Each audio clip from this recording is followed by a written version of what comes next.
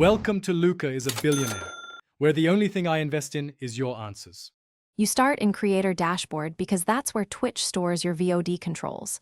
Once logged in, click your avatar, open Creator Dashboard, and navigate to Content, then Video Producer. You do this now to list all saved streams. It's faster than searching channel pages. Make sure you're on the correct account because deletion is account-specific.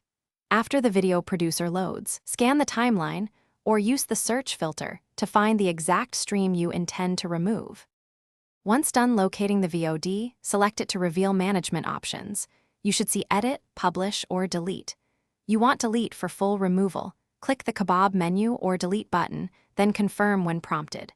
If you only need part removed, choose Edit and trim the start or end, then save changes before leaving. Make sure to check whether the stream is highlighted or clipped elsewhere.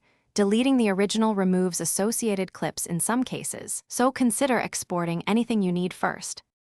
You'll finish by confirming the irreversible delete prompt. Twitch warns you because restoration is not available. After confirming, refresh the Video Producer and your channel page to verify the stream is gone. If deletion fails or the item still appears, clear browser cache, try an alternate browser, or sign out and back in to refresh permissions. If you lack permissions, contact the account owner.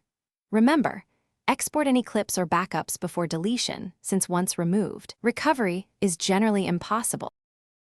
Thanks for watching and please subscribe. It's the best investment you'll ever make.